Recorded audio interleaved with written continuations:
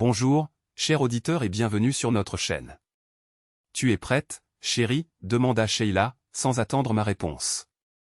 Elle s'abaissa doucement, me taquinant.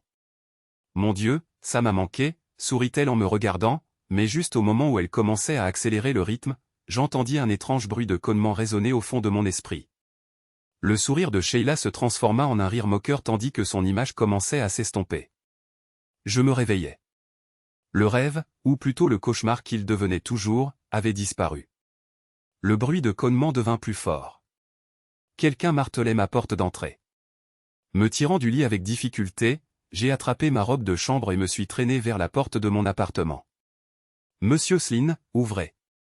C'est la police. La voix était forte et impérative. En m'approchant de la porte, je l'ai ouverte pour trouver 4 hommes, 2 en uniforme de police et 2 en civil. L'un des hommes en civil, que je ne reconnaissais pas, s'avança. Martin Slynn? Je suis le détective sergent Moon, dit-il en exhibant sa carte de police. Pouvons-nous entrer? J'aimerais vous parler. J'avais vu suffisamment de cartes de police dans ma vie pour savoir au premier coup d'œil que celle-ci était authentique, mais les vieilles habitudes ont la vie dure. Ayant grandi dans ce que certains appelleraient le mauvais côté de la ville, j'ai pris le temps de l'inspecter de plus près, juste pour l'embêter un peu. Écoutez, je ne savais pas ce que ces crétins voulaient, mais je n'avais rien fait qui puisse m'inquiéter, d'accord?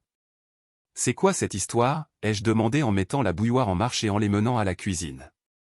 Si vous permettez, c'est moi qui poserai les questions, répliqua sèchement le sergent détective Moon. Dans ce cas, je ne répondrai à rien tant que mon avocat ne sera pas présent, ai-je rétorqué. Vous avez quelque chose à cacher, monsieur Slynn? Demanda-t-il, sa voix devenant plus froide. Des sonnettes d'alarme ont commencé à retentir dans ma tête. J'ai jeté un coup d'œil à l'un des autres hommes, le détective constable Douglas Collins. Je connaissais Collins depuis des années, et il savait que tout le monde m'appelait Marty. Le fait qu'ils utilisent « Monsieur Slynn » au lieu de « Marty » criait « ennui », de gros ennuis. Non, mais je me sens un peu en infériorité numérique ici, ai-je dit. Si vous allez me poser des questions, je veux savoir dans quel contexte. Ce n'est pas tous les jours que je suis réveillé à. J'ai jeté un coup d'œil à l'horloge. 5 heures du matin. Qu'est-ce qui est si important pour que vous deviez vous pointer à cette heure indue? Nous menons une enquête concernant l'accident de votre femme. Quel accident? Ai-je demandé en fronçant les sourcils. Votre ex-femme a été impliquée dans un accident hier soir. J'aimerais savoir où vous étiez aux alentours de 23 heures, dit Moon. J'étais ici, seul, comme la plupart des soirs ces temps-ci, ai-je répondu. Est-elle gravement blessée? Elle est en soins intensifs, mais les médecins disent que le pronostic est raisonnable, fit-il une pause, observant ma réaction. Maintenant, seriez-vous assez aimable pour nous dire où nous pouvons trouver votre Range Rover? Vous pensez que ma voiture a quelque chose à voir avec son accident? Ai-je claqué. Madame Slynn et un certain monsieur Anthony Pride marchaient sur Finchley Road vers 23 heures. Un Range Rover roulant à grande vitesse a monté le trottoir et a foncé droit sur eux. Le véhicule a heurté votre ex-femme mais a manqué monsieur Pride, qui affirme qu'il s'agissait d'une tentative délibérée de les tuer tous les deux. Le Range Rover est reparti sans s'arrêter. Maintenant, j'aimerais jeter un coup d'œil à votre voiture. J'ai laissé échapper un soupir de frustration. Vous devrez attendre quelques heures. Bessie est chez le garagiste de Roland pour faire remplacer la boîte de vitesse, encore. Elle est là depuis toute la sainte semaine. Le sergent détective Moon échangea un regard avec les agents en uniforme qui sont partis aussitôt, vraisemblablement pour se rendre au garage de Roland. Y a-t-il un moyen de prouver que vous étiez ici hier soir, monsieur Slynn? C'est une bonne question. Comment diable suis-je censé prouver que j'étais seul dans mon appartement? La définition même d'être seul signifie que personne n'était là pour témoigner en ma faveur, n'est-ce pas? La mâchoire de Moon s'est serrée. Dans ce cas, je vais devoir vous demander de venir au poste pour nous aider dans nos enquêtes. Bien sûr, mais ça ne vous dérangera pas si j'appelle mon avocat d'abord et que je m'habille, n'est-ce pas? J'ai appelé mon avocat, qui était, à juste titre, en colère d'être réveillé à cette heure-là, puis je me suis vite habillé. Alors que nous quittions mon appartement, j'ai aperçu Madame Cummings, la fouineuse du coin, regardant à travers la fenêtre de sa cuisine. Depuis le décès de son mari il y a quelques années, elle n'avait pas grand-chose d'autre à faire que de surveiller les allées et venues de tout le monde dans l'immeuble.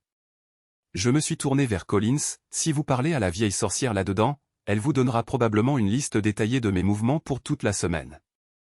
Rien ne lui échappe, quelle que soit l'heure. Collins et Moon ont échangé des regards avant que Collins ne se retourne et frappe à la porte de Madame Cummings. Pendant ce temps, Moon et moi avons continué jusqu'à leur voiture. Après être resté un moment dans le véhicule, Collins a réapparu, sortant d'un pas vif de l'immeuble. Moon est sorti à sa rencontre, et les deux ont eu une brève mais animée conversation. Puis Collins est revenu vers moi. Pour être juste, Doug Collins n'était pas un mauvais bougre. À l'école, nous nous entendions assez bien à l'époque, mais nous avions eu quelques frictions depuis qu'il avait rejoint les forces de l'ordre. La vieille dit qu'il n'y a aucune chance que vous ayez quitté votre appartement entre 20h, quand vous êtes rentré, et 2h du matin, quand elle est allée se coucher, dit-il. La vieille reste éveillée jusqu'à ce que tous les voisins soient couchés. Je ne sais pas, mais elle adore un peu de commérage, ai-je dit. Je suppose que vous avez entendu parler de la femme du numéro 22 ? La vieille sorcière prétend qu'elle se prostitue pendant que son mari est en mer. Oui, j'ai eu tous les détails là-dessus, a répondu Collins. En tout cas, le sergent estime que ce que dit la vieille vous disculpe complètement. Ceci dit, il va quand même jeter un sacré coup d'œil à votre voiture, c'est son droit, mais il ne trouvera rien. J'ai soupiré. Dans quel hôpital est Sheila ? J'aimerais prendre de ses nouvelles. Le Royal, dit Collins gravement. Je crains qu'elle ne soit en piteux état, Marty. Elle est aux soins intensifs et ils ne sont pas sûrs qu'elle s'en sorte. Vous réalisez que nous devons traiter cela comme un meurtre tant que nous ne savons pas avec certitude comment les choses vont tourner ? J'ai hoché la tête, comprenant la sombre réalité. Oui, je comprends.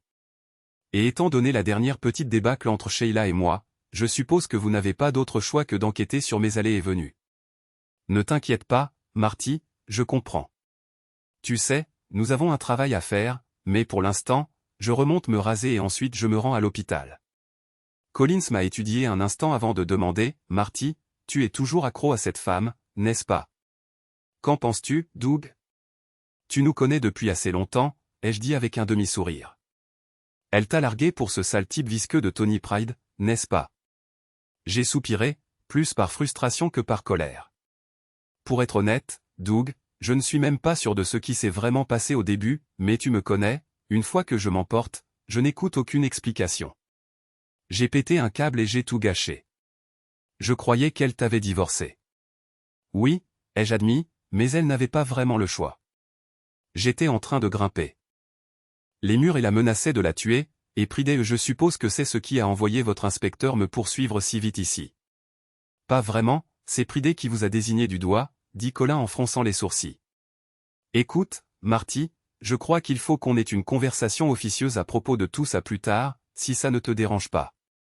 Que dirais-tu du plat vers 6h ? J'ai l'habitude d'y manger un morceau dès que la cuisine ouvre. J'essaierai d'y être ce soir, dis-je, mais je ferais mieux d'y aller maintenant, le sergent commence à s'impatienter. Colin esquissa un sourire narquois. Il n'a pas encore pris son petit déjeuner. Oh, quel était le plan ? Me faire mariner dans une cellule pendant qu'il se régalait d'un petit déjeuner complet ? Pas loin de ça, admit Colin avec un sourire. Mais comme vous n'avez pas été inculpé, il vous laisserait probablement attendre dans une salle d'interrogatoire pendant 1 heure ou 2. Je regardais les agents s'éloigner en voiture, puis retourner à l'étage pour appeler mon avocat afin de lui faire savoir qu'il ne serait finalement pas nécessaire au poste. Ceci fait, je me préparais pour ma visite à l'hôpital. Sheila et moi nous étions rencontrés dans un bar il y a environ 12 ans. Le type avec qui elle était ce soir-là était de ces mecs qui, après quelques pintes, se prennent pour les rois du monde et cherchent la bagarre. Malheureusement pour lui, il a cherché la bagarre avec la mauvaise personne, un petit gars qu'il devait croire pouvoir gérer facilement. Il était peut-être à moitié ivre, mais pas assez stupide pour s'en prendre au frère du type, qui était assis dans l'autre coin du bar. Ça aurait pu mal tourner si le patron du bar n'avait pas été rapide à appeler la police. Bref, après son rendez-vous fut embarqué au poste, moi, toujours en galant homme, j'ai offert à Sheila ma protection et de la ramener chez elle. C'est juste le genre de type que je suis. Mais au lieu de rentrer directement chez nous, nous nous sommes arrêtés dans un autre pub pour prendre un verre tranquillement et calmer ses nerfs. De là, nous avons commencé à sortir ensemble régulièrement pendant quelques mois, jusqu'à ce qu'elle parte à l'université. 4 ans plus tard, j'étais le témoin du marié à un mariage d'un ami, et qui s'est présenté comme demoiselle d'honneur, sinon Sheila ? Or, tout le monde sait que le rôle du témoin du marié est de s'occuper de la demoiselle d'honneur, alors peu de temps après, Sheila et moi nous sommes retrouvés au lit ensemble le lendemain matin. Le seul problème, c'est que j'étais trop bourré pour me souvenir de grand-chose de la nuit. Tout ce dont je pouvais me rappeler clairement, c'était d'avoir tiré un coup avec l'une des autres demoiselles d'honneur plus tôt dans la soirée. Sheila a dû jouer les difficiles au début, peut-être s'attendait-elle à ce que je l'attende pendant qu'elle était à la fac, mais j'avais entendu dire qu'elle s'était amusée à droite à gauche là-bas, et je n'avais aucune intention d'être pris pour un idiot. Bref, Sheila et moi nous sommes mariés 6 mois plus tard, alors qu'elle était déjà enceinte de 4 mois. Je pense que nous étions très heureux ensemble, du moins je l'étais. On ne peut jamais vraiment savoir ce qui se passe dans l'esprit de quelqu'un d'autre, n'est-ce pas? Les seuls sentiments dont on puisse être sûr sont ceux de son propre cœur. Malheureusement, nous avons perdu notre petite Cathy à l'âge de 3 mois, atteinte de mort subite du nourrisson, disait-il. C'est juste leur façon de dire, nous ne savons pas pourquoi votre bébé est mort. Le problème, c'est que les gens tirent toujours leurs propres conclusions. Certains ont inventé leurs propres histoires sur ce qui s'était passé et ont colporté des rumeurs dans notre dos. Sheila ne s'est jamais vraiment remise de ça. Son cycle est devenu chaotique, et nous avons essayé pendant des années d'avoir un autre bébé, mais ça n'est jamais arrivé.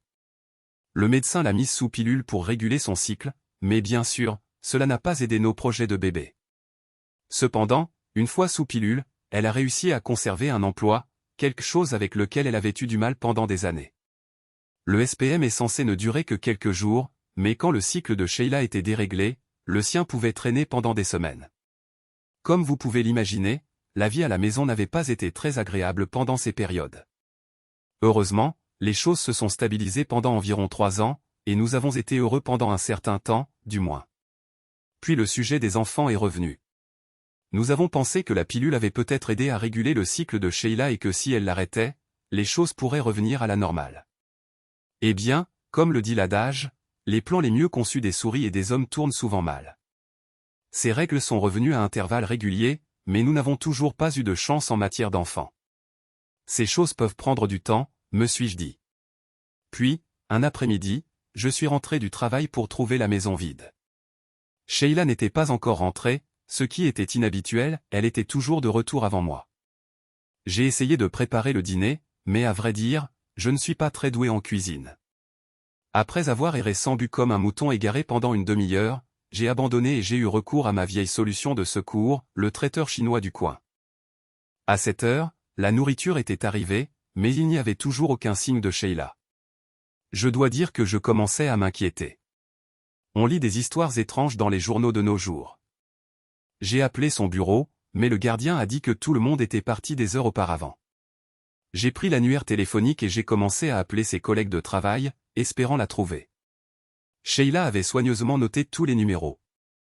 Personne n'a répondu, ce qui m'a fait penser qu'elle s'était arrêtée prendre un verre avec eux après le travail. À ce moment-là, il était plus de 9 heures, et mon inquiétude s'est transformée en frustration. Il était 1h30 quand un taxi s'est finalement arrêté dehors et qu'une Sheila très bruyante est sortie en titubant, criant « Bonne nuit » à ses amis.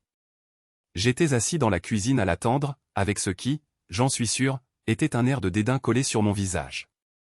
Nous utilisions toujours la porte de la cuisine comme entrée principale, c'était ainsi que la maison était agencée depuis sa conversion d'une grange, elle était la plus proche de la route.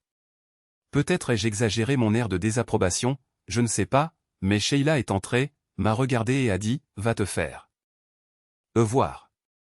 J'ai le droit de sortir boire un verre avec mes amis de temps en temps. Avant que je puisse dire un mot, elle s'est retournée pour partir, se dirigeant sans doute vers le couloir et les escaliers menant à la chambre. Malheureusement, Sheila a ouvert la mauvaise porte et est tombée tête la première dans les escaliers du sous-sol. J'ai essayé de la rattraper aussi vite que possible, mais je n'ai pas été assez rapide. Je ne me souvenais même pas si j'avais crié un avertissement. Je l'ai juste vue disparaître par la porte de la cave. L'ambulance est arrivée étonnamment vite et Sheila a été emmenée aux urgences. Heureusement, Sheila ne s'était cassé aucun os, le médecin a dit que c'était probablement parce qu'elle était ivre, quelque chose à propos du corps étant détendu pendant la chute. Malgré tout, elle avait reçu un vilain coup à la tête et souffrait d'une commotion cérébrale, alors ils l'ont gardée en observation. Ce que je n'arrivais pas à comprendre, c'était son attitude envers moi ce soir-là. Pour ne rien arranger, un des médecins m'a pris à part et m'a demandé si Sheila et moi avions l'habitude de prendre des drogues récréatives. J'ai été pris de court. Pas question que l'un de nous prenne des drogues, ai-je dit fermement. Il a haussé les sourcils et s'est détourné pour partir. Je n'ai jamais eu ma langue dans ma poche, alors je lui ai demandé de préciser pourquoi il posait la question, mais il n'a pas voulu expliquer. Le lendemain, je suis allé rendre visite à Sheila à l'hôpital. Je suis arrivé assez tard, ayant été debout une grande partie de la nuit. Alors que j'approchais de sa chambre, j'ai aperçu l'inspecteur Douglas Collins s'en sortir. Il a hoché la tête en guise de bonjour rapide et est passé devant moi sans dire un mot de plus. Quand j'ai demandé à Sheila ce qu'il faisait là, elle a dit qu'il enquêtait sur son accident. Étrangement, Sheila n'avait aucun souvenir de la veille. Ce soir-là, après être rentré à la maison, l'inspecteur Collins est venu me voir. J'ai dû lui faire un compte-rendu complet de ce qui s'était passé la veille. Il a bien examiné la cuisine et l'escalier menant au sous-sol, me demandant même de lui montrer où j'étais assis quand Sheila est rentrée. J'ai montré le moniteur de sécurité que j'avais utilisé pour surveiller son arrivée, puis j'ai trouvé et lui ai montré les images pertinentes, la partie montrant Sheila trébuchant hors du taxi et se dirigeant vers la maison. Après avoir regardé la vidéo, il a fait quelque chose qui m'a semblé étrange, il m'a demandé de sortir et de crier. Je n'en voyais pas l'intérêt, mais je lui ai fait plaisir quand même. Cela lui a donné quelques minutes seul dans la maison. Quand je suis rentré, il m'a demandé de repasser la vidéo, cette fois en la laissant tourner un peu plus longtemps. J'ai été surpris par ce que j'ai entendu. Non seulement on pouvait m'entendre crier à Sheila qu'elle se dirigeait vers la mauvaise porte, mais on pouvait aussi entendre son cri quand elle est tombée. Collins a semblé satisfait, puis il est parti, apparemment convaincu que ce n'était rien de plus qu'un malheureux accident. Mais l'inspecteur Collins a catégoriquement refusé de me dire pourquoi il pensait que l'accident de Sheila pourrait être autre chose qu'un accident. Ce fut le lendemain, lors d'une visite à Sheila à l'hôpital, que je vis Tony Pride pour la première fois. Alors que je marchais le long du couloir, j'ai croisé plusieurs de ses collègues de travail sortant de sa chambre. Plus tard, j'apprendrai que l'un d'eux était Pride lui-même. Quand je suis entré, Sheila m'a dit que le médecin l'avait autorisée à rentrer chez elle, mais qu'elle avait pour consigne stricte de se reposer pendant un certain temps. Je l'ai aidée à s'habiller, puis je l'ai ramenée chez elle. Bien sûr, je voulais des réponses, pourquoi ne m'avait-elle pas contacté pour me dire qu'elle était sortie avec des amis ce soir-là? Sheila, cependant, affirmait n'avoir aucun souvenir du jour de l'accident, elle ne pouvait donc pas expliquer. Ce qui m'a vraiment bouleversé, c'était son attitude quand elle est rentrée ce soir-là. Je ne l'avais jamais empêchée de sortir avec ses amis, tout comme elle ne s'était jamais opposée à ce que je sorte boire un verre avec les gars. Nous nous informions toujours de ce que nous faisions pour ne pas nous inquiéter. Pendant les mois suivants, les choses semblaient revenir à la normale, du moins en apparence. J'ai cependant remarqué qu'une distance grandissait entre nous, quelque chose de subtil mais d'indubitable. Pour être honnête, les choses n'avaient jamais été entièrement normales. Les symptômes prémenstruels de Sheila avaient toujours duré plus longtemps que ceux de la plupart des gens, et son cycle recommençait à dérailler. Mais cette fois, quelque chose était différent. Je ne pouvais pas mettre le doigt dessus, mais je savais que Sheila passait de plus en plus de soirées avec ses amis. Son attitude envers moi avait également changé. Ne me demandez pas comment je le savais, parfois c'est juste une intuition, mais il y avait quelque chose d'étrange. Elle s'intéressait soudainement de près à l'endroit où j'allais, avec qui je buvais et dans quel pub nous étions. Plusieurs fois, elle s'est même présentée au pub avec une de ses amies. Avec le recul, j'aurais dû me douter de quelque chose à ce moment-là, mais ce ne fut pas le cas. Son ami, qui les accompagnait souvent, avait un faible pour l'un de mes amis, alors j'ai juste supposé que Sheila jouait les entremetteuses. Puis, environ 8 mois après l'accident de Sheila, j'ai quitté le travail un soir pour trouver l'inspecteur Collins et quelques autres agents qui m'attendaient. Ils m'ont demandé de les accompagner au poste pour les aider dans leurs enquêtes. Quand j'ai hésité, ils m'ont dit que si je refusais, ils m'arrêteraient. Au poste, un inspecteur détective, quelqu'un que je n'avais jamais rencontré auparavant, m'a interrogé pendant 4 heures sur la chute de Sheila dans l'escalier du sous-sol. Encore et encore, il a passé en revue chaque détail de cette nuit, me pressant comme s'il pensait que j'allais soudainement avouer quelque chose de nouveau. Après 16 heures d'interrogatoire, ils m'ont soudainement dit que je pouvais rentrer chez moi. Quand je suis rentré, j'ai été choqué de découvrir que Sheila avait déménagé. Il n'y avait pas de mots, pas d'explication, rien. J'ai essayé d'appeler son téléphone portable, mais il était éteint. Nous avions succombé à la mode des téléphones portables après notre dernière grande dispute, pour pouvoir rester en contact où que nous soyons, mais cela ne me servait à rien maintenant. Le lendemain, je me suis tenu devant son bureau, l'attendant qu'elle finisse le travail. Quand elle est finalement sortie, elle était avec l'un de ses collègues. J'ai commencé à marcher vers elle, déterminé à obtenir des réponses, mais alors Tony Pride est apparu. Je l'ai regardé passer son bras autour d'elle. Maintenant, je sais que Pride m'avait vu arriver, son visage l'a trahi, mais Sheila et son amie semblaient inconscientes. J'ai remarqué que Sheila repoussait son bras, bien que je n'y ai pas prêté attention sur le moment. « Sheila, j'ai besoin de te parler », ai-je dit en m'approchant. « Elle n'a rien à te dire », a interjeté Pride, s'interposant entre nous. « Va te faire foutre, connard, je parle à ma femme », ai-je claqué. Ce qui s'est passé ensuite fut une farce complète. Pride a pris une posture de boxeur classique, esquivant et virevoltant comme s'il était Muhammad Ali. « Je vous préviens, je suis boxeur amateur », a-t-il annoncé. « Vas-y, j'ai vraiment peur », ai-je dit sarcastiquement. « Non, Tony, ne t'en mêle pas, il va te tuer », a plaidé Sheila, essayant apparemment de faire reculer Pride. Mais Pride ne voulait rien entendre. Il s'est approché, pensant probablement qu'il pouvait me mettre KO. Il a lancé un jab du gauche vers mon visage, prévoyant probablement de le suivre d'un crochet du droit. J'ai remarqué que son bras droit s'armant en arrière. Malheureusement pour lui, son poing gauche a rencontré ma main à la place. Je l'ai saisi, tordu brusquement vers la gauche et il n'a eu d'autre choix que de tourner avec. Nous avons tous entendu quelque chose craquer alors que je le frappais sur le côté de sa jambe gauche, juste en dessous du genou.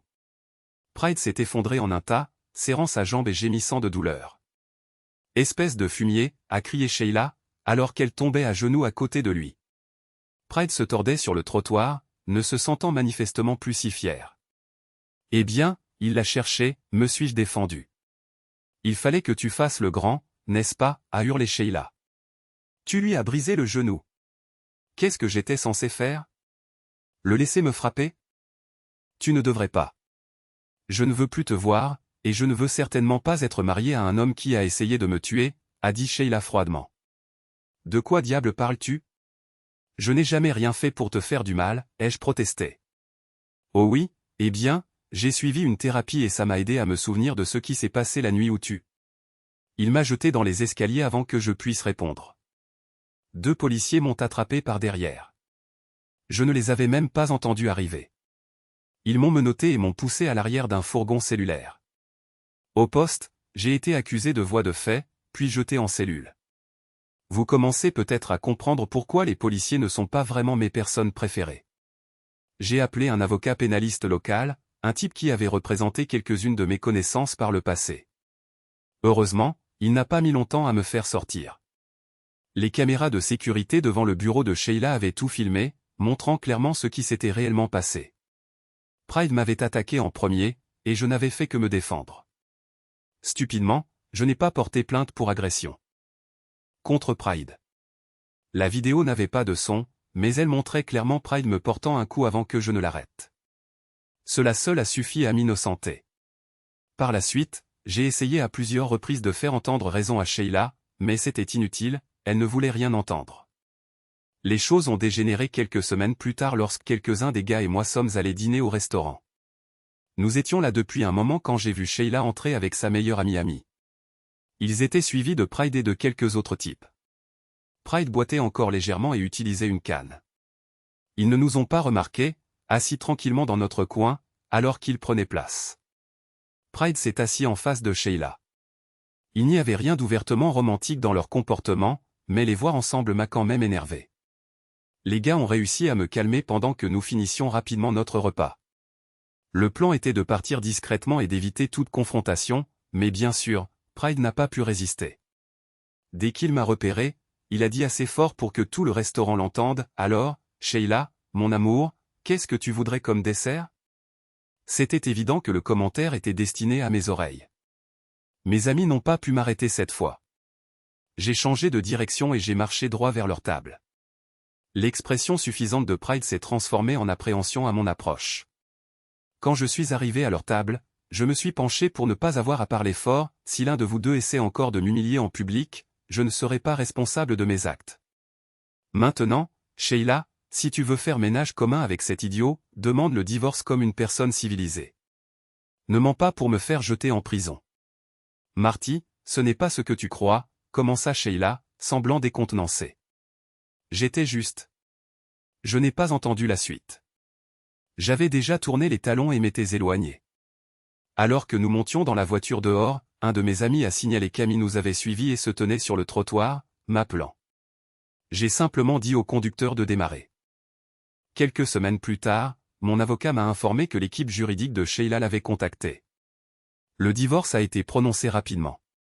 La maison a été vendue, nos biens ont été partagés équitablement, et comme nous n'avions pas d'enfants et que Sheila n'a pas demandé de pension alimentaire, il n'y avait pas grand-chose d'autre à régler. J'ai appris plus tard par le bouche à oreille que Sheila se remariait. Ce qui nous amène à aujourd'hui. Un peu plus d'1 an après le divorce, Sheila était à nouveau à l'hôpital et la police me soupçonnait d'être impliquée d'une manière ou d'une autre. Quand je suis arrivé à l'hôpital, j'ai été surpris de trouver Sheila enregistrée sous le nom de Madame Slynn. J'avais supposé qu'elle aurait épousé ce salaud d'ici là. Après m'être identifié auprès d'une infirmière, elle m'a conduit dans une chambre et m'a demandé d'attendre le médecin.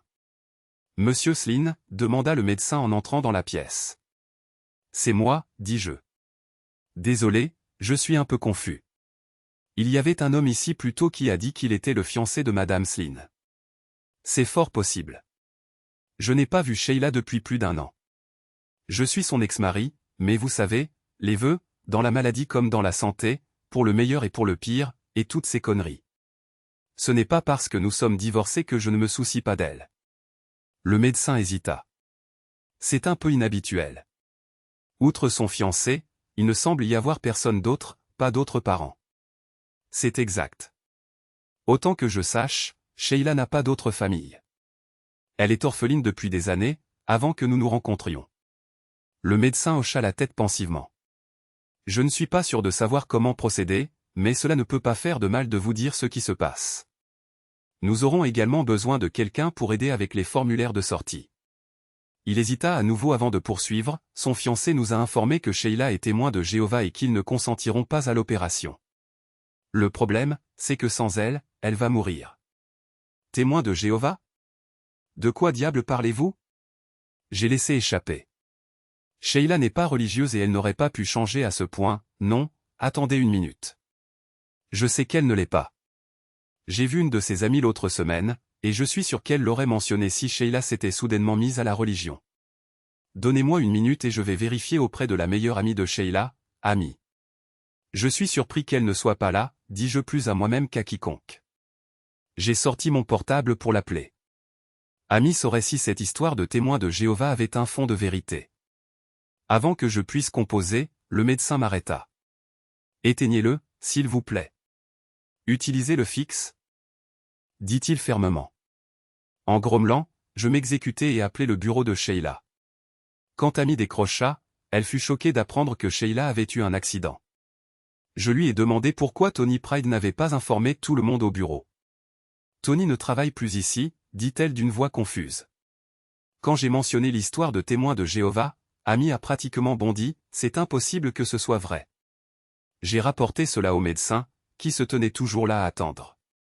Il hocha la tête d'un air sombre et demanda, « Pouvez-vous faire venir Amy au tribunal d'instance locale rapidement? Nous aurons besoin de son aide. » Sans perdre de temps, le médecin et moi nous dirigeâmes vers le tribunal dans une voiture de police. Amy arriva juste au moment où nous le faisions. Nous fûmes introduits dans un bureau où nous avons trouvé Tony Pride, ainsi qu'un homme que je supposais être son avocat. Ils essayaient de convaincre un juge de rendre une ordonnance empêchant une chirurgie invasive sur Sheila. Il était évident que le juge n'était pas favorable à l'idée. Une fois qu'Amy et moi avons présenté notre cas, il donna au médecin l'autorité de faire tout ce qui était dans le meilleur intérêt de Sheila jusqu'à ce qu'elle puisse prendre des décisions pour elle-même. Le médecin a immédiatement appelé l'hôpital et, à notre retour, Sheila était déjà en salle d'opération. Étrangement, lorsque nous avons quitté le palais de justice, Pride était introuvable. J'étais assis dans la salle d'attente quand Doug Collins est arrivé. Je vois que tu n'es pas allé au pub. J'ai deviné que tu serais toujours ici, dit-il avec un sourire entendu. Bon sang, quelle heure est-il, demandai-je, cherchant une horloge du regard.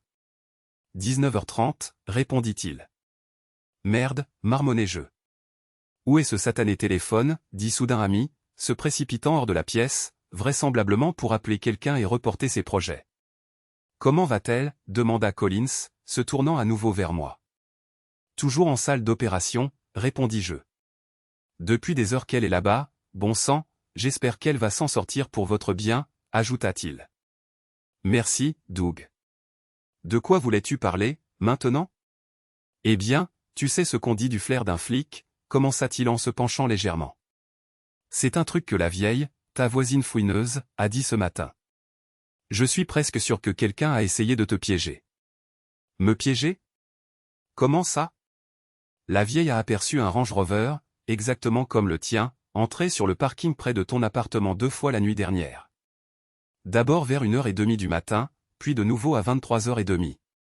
La deuxième fois, il n'avait qu'un seul phare qui fonctionnait. Je pense que celui qui la conduisait jouait un sale tour.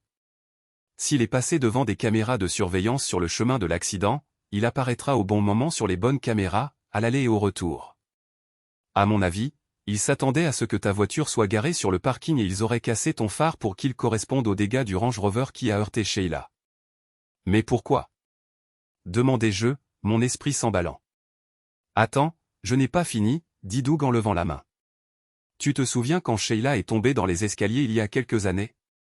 J'étais venu te parler à l'époque. Oui, je me souviens, dis-je avec prudence. Eh bien, nous agissions sur la base d'un tuyau anonyme. Tu veux deviner d'où venait l'appel? Je fronçai les sourcils. La cabine téléphonique dans le hall de l'immeuble de bureau de Sheila, expliqua Doug. Nous savons que c'était un homme parce que l'appel a été enregistré. Et devine à quelle heure il a été passé? Juste après que 6 d'entre eux soient revenus de leur visite à Sheila à l'hôpital. Laisse-moi deviner, dis-je, les pièces commençant à s'assembler. Elle leur a dit qu'elle ne se souvenait pas de ce qui s'était passé ce jour-là, et l'un d'eux a décidé de semer la discorde. Exactement, confirma Doug. J'ai une assez bonne idée de qui a fait cet appel depuis, mais je n'ai jamais pu comprendre pourquoi. Bien sûr, que tu le malmènes n'a pas arrangé les choses. Tu penses que Pride était derrière tout ça? J'en suis absolument certain. Quelle meilleure façon de semer la discorde entre toi et Sheila que de lui faire croire que son propre mari a essayé de la tuer? À cet instant, Amy revint, son calme habituel remplacé par un sérieux inhabituel. Eh bien, dit-elle, si Pride voulait Sheila divorcée et célibataire, il a eu ce qu'il voulait, mais il n'a certainement pas eu ce qu'il pensait obtenir. Qu'est-ce que tu veux dire? Demandai-je. Il veut peut-être épouser Sheila, mais elle ne veut pas l'épouser, dit Amy fermement. Mais ils sont fiancés. Protestai-je. Selon lui, peut-être, mais pas selon Sheila, rétorqua Amy. Elle sort avec lui socialement, bien sûr, mais c'est tout. Je ne pense même pas qu'ils se soient embrassés, et encore moins. Le reste. Il l'a demandé en mariage plus d'une fois, mais elle le repousse toujours, et quand il dit à tout le monde qu'ils sont fiancés, Sheila a eu des mots assez durs pour lui à ce sujet. Je ne comprends pas, dis-je en secouant la tête. Alors, quel est son problème? Amy me regarda comme si j'étais l'homme le plus stupide du monde.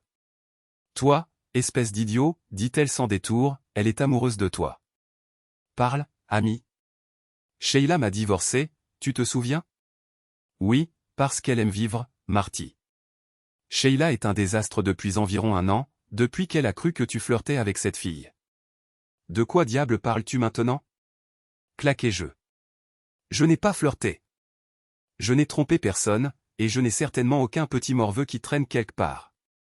Claquai-je. Eh bien, c'est ce que Sheila croit, répliqua Amy. Quelqu'un lui a mis dans la tête que tu avais une petite amie quelque part. Elle est aussi convaincue que tu as essayé de la tuer, et je sais qu'elle est confuse quant à la raison pour laquelle tu n'as pas encore emménagé avec cette prétendue femme. Amy a raison, tu sais, ajouta Doug. Et je pense que c'est Tony Pride qui lui a mis ces idées en tête. Je suis presque sûr que c'est Pride qui t'a accusé de l'avoir poussé dans les escaliers. C'est Pride qui t'a attaqué devant le bureau cette nuit-là. Et c'est Pride qui a affirmé que c'était toi qui conduisais ce Range Rover hier soir. Mais qu'est-ce qu'il mijote?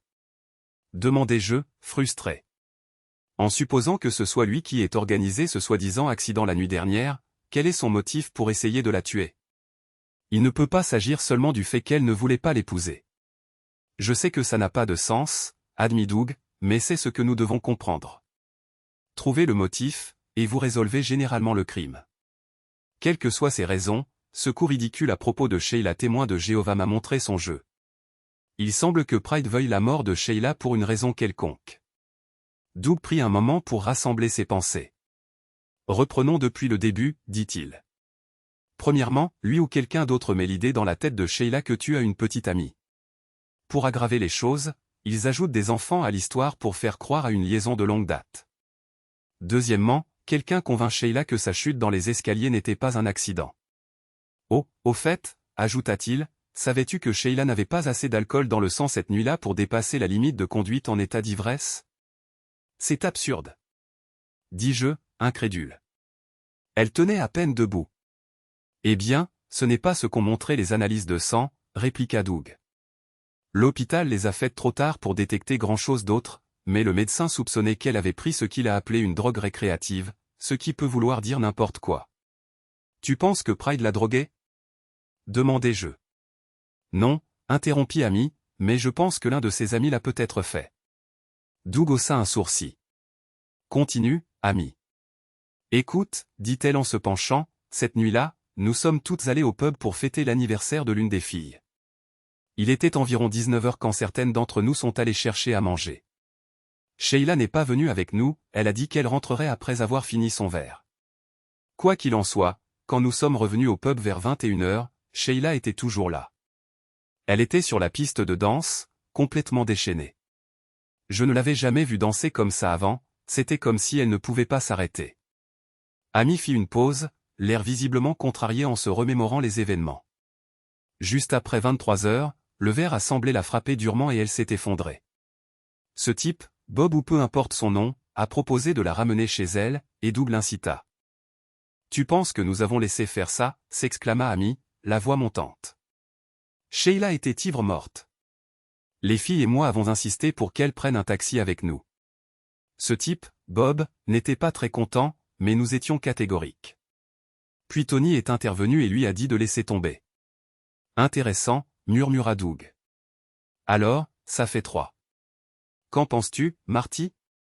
Quelle aurait été ta réaction si Sheila s'était réveillée dans le lit de quelqu'un d'autre le lendemain matin? Tu n'as pas besoin de demander, murmurai-je amèrement. Tu peux deviner. Exactement, dit Doug. Ce plan n'a donc pas fonctionné. Mais ensuite, notre ami découvre que Sheila a eu un accident et ne se souvient pas de ce qui s'est passé. Il l'utilise pour te désigner du doigt. Mais Sheila s'est souvenue, rappela Amy, l'interrompant soudainement. Le psy qu'elle a consulté, il l'a hypnotisée et elle s'est souvenue. Doug leva les yeux au ciel. Oh oui, j'ai vu le rapport sur ces allégations. Écoutez, j'étais dans cette cuisine le lendemain, rien de ce que Sheila prétendait ne correspondait à ce que j'ai vu.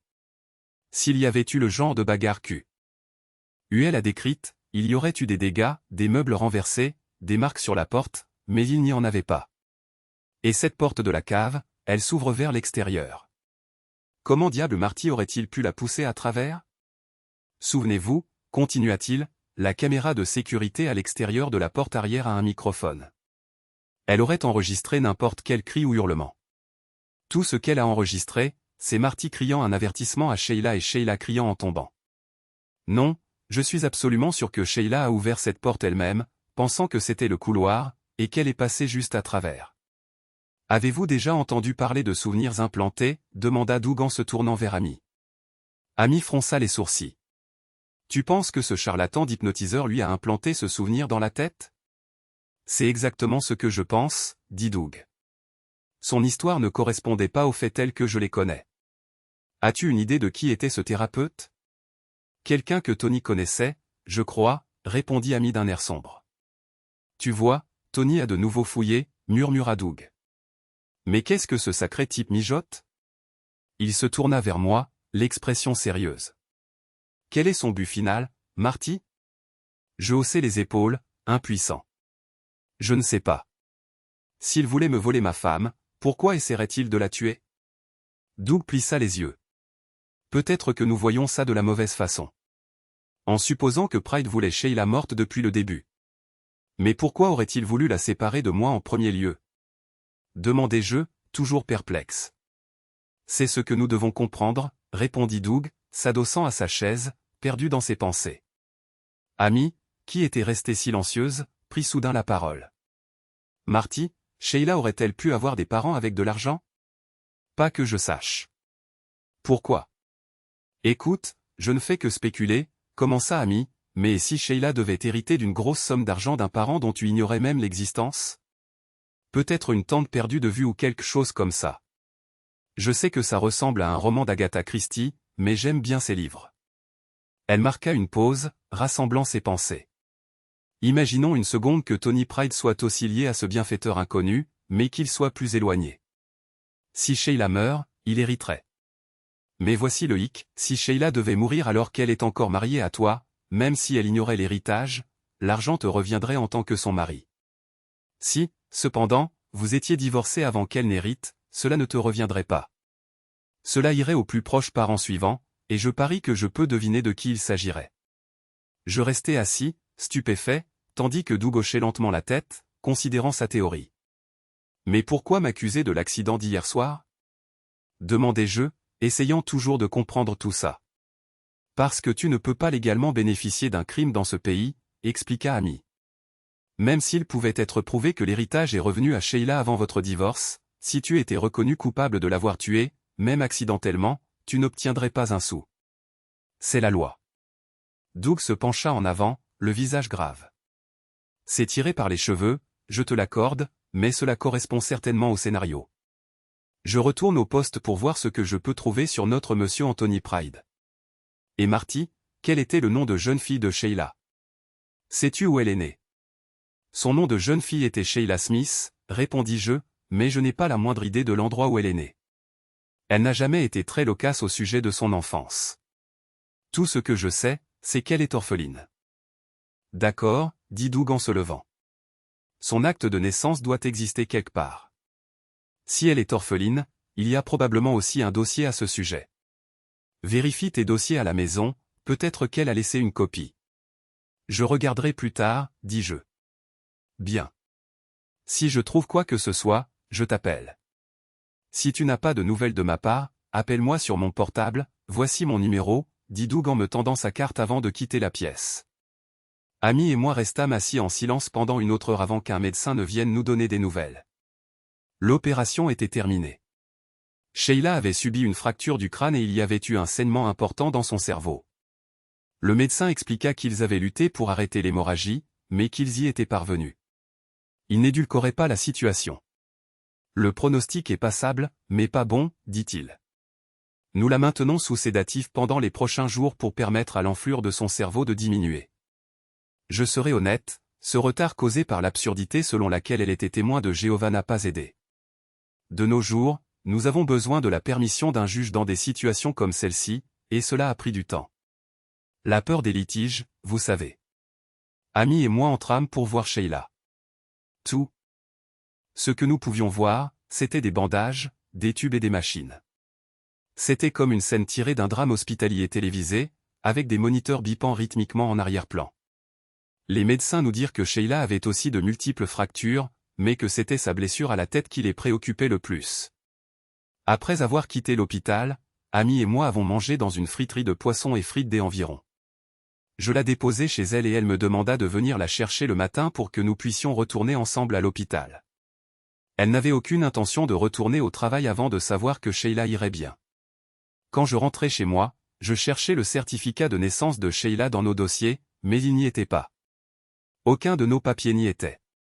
La licence de mariage avait disparu, l'acte de propriété n'était pas à sa place, et même l'ancien passeport de Sheila manquait.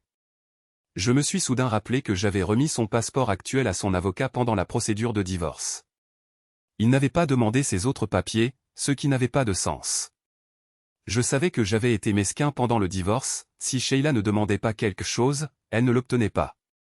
C'était une main perdante, mais les petites victoires me faisaient me sentir mieux. J'ai à peine dormi cette nuit-là. Le matin, j'ai récupéré Amy et nous étions de retour à l'hôpital à 8 heures. L'état de Sheila n'avait pas changé. Tony Pride n'était pas non plus venu. J'ai appelé mon bureau pour leur faire savoir que je ne viendrais pas travailler avant un certain temps. Ils n'ont pas objecté, être bon dans son travail avait ses avantages. Doug Collins est arrivé vers 13h30, accompagné du sergent détective Moon. Moon est resté à bonne distance de moi, sauf un bref instant où il est venu s'enquérir de l'état de Sheila. Il avait déjà parlé au médecin, alors je soupçonnais qu'il essayait juste de faire la paix. Doug, cependant, avait l'air troublé. Nous n'avons trouvé aucune trace du Tony Pride que nous connaissons, dit-il en s'asseyant lourdement. Que voulez-vous dire? Demandai-je en fronçant les sourcils. Je veux dire, qui qu'il soit, il a volé l'identité de quelqu'un d'autre. Le vrai Tony Pride, selon les registres officiels, vit en Australie. L'adresse que ce type utilise ici, c'est pour une chambre louée dans une colocation. Il ne possède rien, n'a pas de permis. Il opère de manière fantomatique, c'est un fantôme complet, Alta Ami. Alors qui est-il? C'est ce que nous essayons de découvrir, dit Doug d'un ton sombre. Et qu'est-ce qu'il veut de Sheila, bon sang, demanda Sheila. Doug se pencha en avant, la voix basse. C'est ce qui m'inquiète, Marty. S'il n'est pas celui qu'il prétend être, et s'il est allé si loin pour vous séparer tous les deux, nous devons envisager autre chose, peut-être qu'il a toujours voulu la mort de Sheila. Apparemment, les locataires de la maison ne voyaient Tony Pride qu'une fois par semaine environ, lorsqu'il venait chercher son courrier. Tout chez lui au son nom, ses antécédents n'étaient qu'un mensonge. 2 semaines passèrent, Amy et moi étant assis au chevet de Sheila chaque jour. Puis, un matin, Doug Collins arriva avec des nouvelles. J'ai réussi à retrouver le grand-oncle de Sheila, dit-il. L'homme est décédé récemment, mais il s'avère qu'il valait plusieurs millions de livres et Sheila est sa seule héritière. Doug expliqua ensuite que Sheila avait été orpheline bien plus jeune que je ne l'avais imaginé. Elle avait été adoptée et ses parents adoptifs avaient changé son nom de famille. Doug leur avait rendu visite et ils avaient raconté que Sheila n'avait pas très bien accepté la nouvelle de son adoption. Un fossé s'était créé entre eux et elle s'était effectivement enfuie à 18 ans. Ils ne l'avaient plus vue ni entendue depuis. Quelques jours plus tard, ses parents adoptifs se présentèrent à l'hôpital. Il a dû être difficile pour eux de la voir dans cet état car ils ne sont pas restés longtemps. Je leur assurai que je les informerais dès que Sheila reprendrait conscience. Ils me remercièrent et partirent, mais les infirmières me dirent plus tard qu'ils appelaient 3 fois par jour pour des nouvelles. Les semaines passèrent, certains pansements furent retirés, mais le bip régulier du moniteur cardiaque continuait.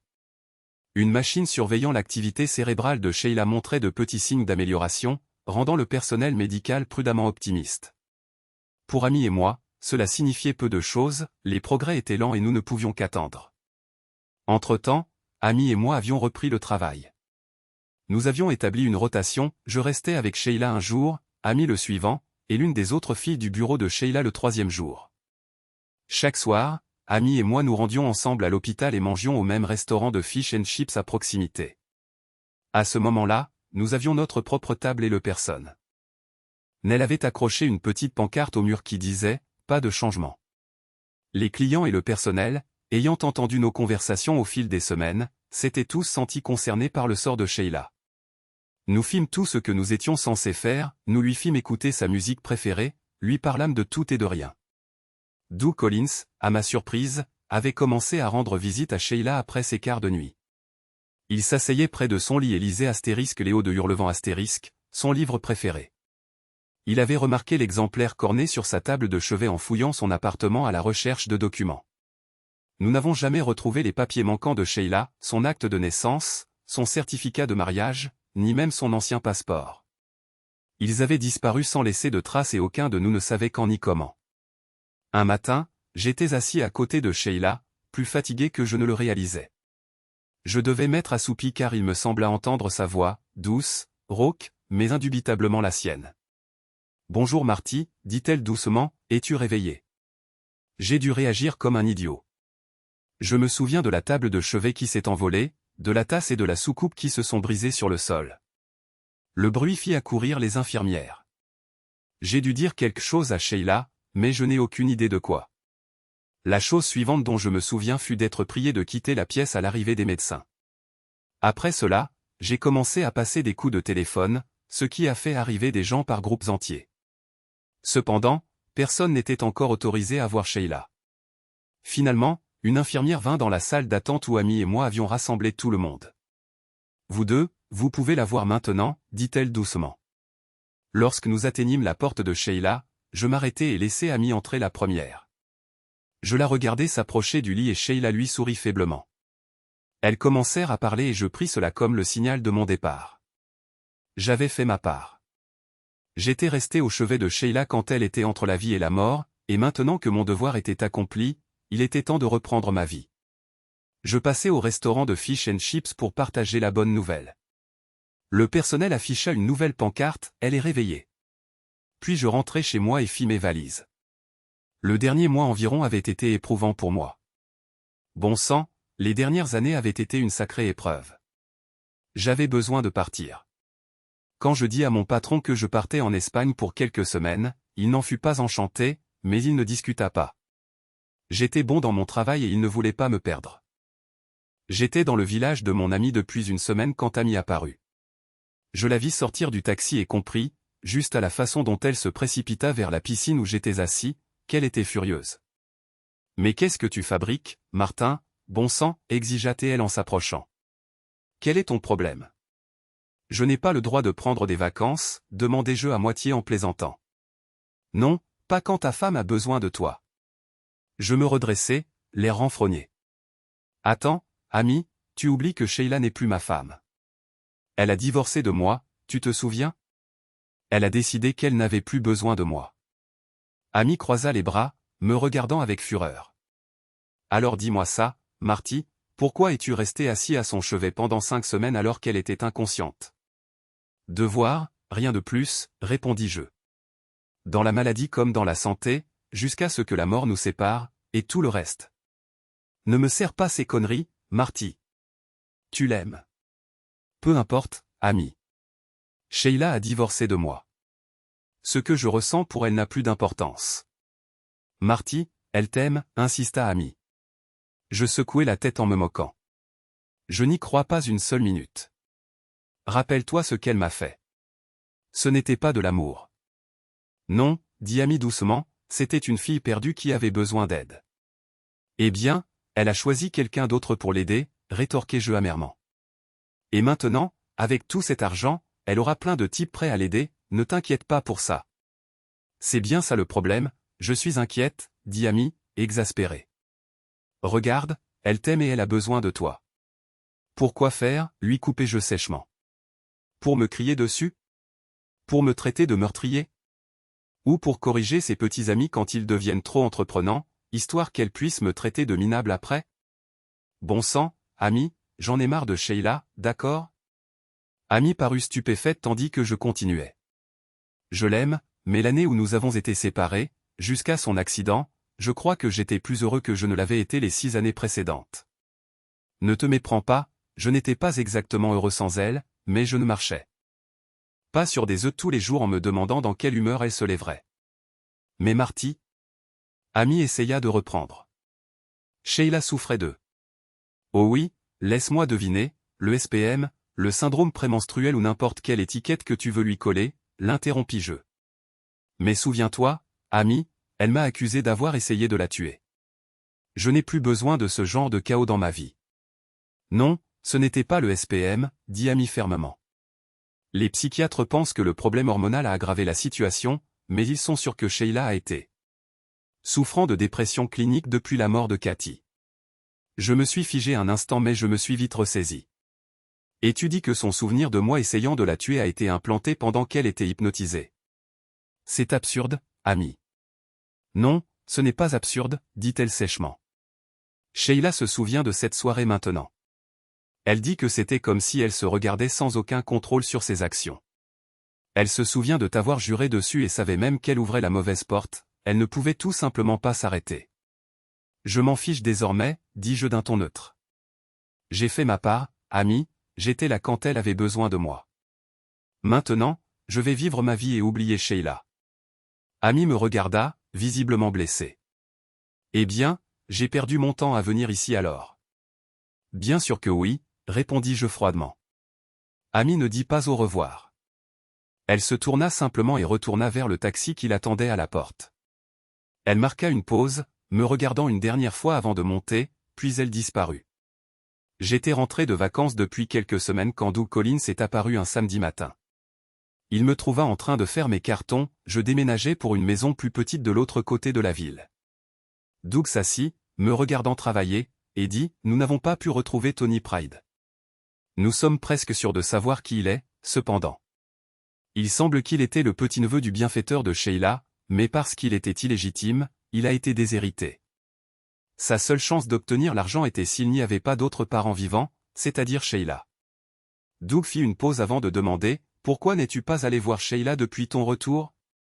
Nous avons fini par avoir la même dispute que j'avais eue avec Amy, mais je ne vais pas la répéter ici.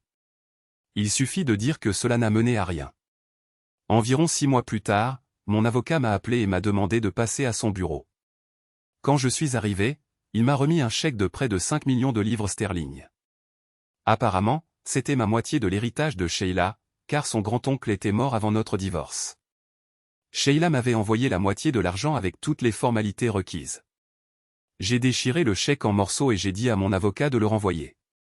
Cette routine s'est répétée au moins 5 autres fois avant que les chèques ne cessent enfin d'arriver. Puis l'administration fiscale s'en est mêlée. Ils m'ont envoyé une demande de paiement d'impôt sur les 5 millions. Il a fallu des semaines d'échanges et beaucoup de persuasion pour les convaincre que je n'avais pas accepté l'argent. L'un des inspecteurs des impôts, clairement exaspéré, a finalement dit « Vous êtes fou ?» Je l'étais quand je l'ai épousé, répondis-je, mais plus maintenant. Cela a semblé le satisfaire et ils ont finalement clos l'affaire. Au cours de l'année suivante, j'ai fait de grands changements. J'ai accepté une offre d'emploi d'une autre entreprise, ce qui m'a permis de prendre un nouveau départ. J'ai aussi recommencé à sortir avec des femmes rien de sérieux, vous savez, chat chaud d'écrin, l'eau froide et tout ça. L'une des femmes avec qui je suis sorti était membre du country club local et elle m'a initié au golf. Le golf était devenu le meilleur exercice physique que j'ai eu depuis des années. Je n'étais pas très bon, mais j'aimais jouer, alors j'ai rejoint le country club. En général, je jouais seul, n'étant pas très doué, je ne voulais pas trop me ridiculiser. Le club avait 3 parcours, donc en commençant tôt les matins d'été, je pouvais généralement profiter de la majeure partie de la partie sans que personne ne me suive de près. Un matin, près du 5e green, je me suis retrouvé à la recherche d'une des nombreuses balles que j'avais réussi à envoyer dans les bois. Après avoir cherché un moment et même trouvé 2 balles qui n'étaient pas les miennes, j'ai finalement émergé du petit fourré du mauvais côté du parcours, près du 6e départ. C'est là que ça s'est produit, quelqu'un au 6e départ a envoyé une balle en astérisque slice astérisque qui a fait un trou en imparfait, en plein sur mon nez. J'étais abasourdi. Je suis resté assis là, par terre, me tenant le nez, essayant de me ressaisir tandis que mes yeux larmoyaient de manière incontrôlable. La douleur était vive et ma tête tournait. J'ai entendu des pas pressés s'approcher. « Oh mon Dieu, je suis tellement désolé, ça va ?» cria le coupable, la voix pleine de panique. J'ai fait un signe vague dans leur direction. « Personne ne vous a jamais dit de crier aux balles, avant de taper, exigai-je avec colère, bien que ma voix fût étouffée par mes mains serrant mon nez. Je suis vraiment désolé, Marty, je n'avais pas réalisé que vous étiez si proche. » Cette voix, je la connaissais, mais pendant un instant je ne pouvais pas ou ne voulais pas la situer. « Qui êtes-vous » demandai-je, toujours incapable de voir correctement à cause des larmes qui brouillaient ma vision. « Je ne vois absolument rien. »« Vous ne savez pas » demanda la voix, plus douce maintenant, presque hésitante. Je me suis figé. Je savais, mais je ne voulais pas l'admettre. « Je ne vois rien » aboyai-je. « Indiquez-moi la direction du clubhouse. » Je me suis relevé, toujours serrant mon nez palpitant. « Et vos affaires ? Laissez-moi vous aider.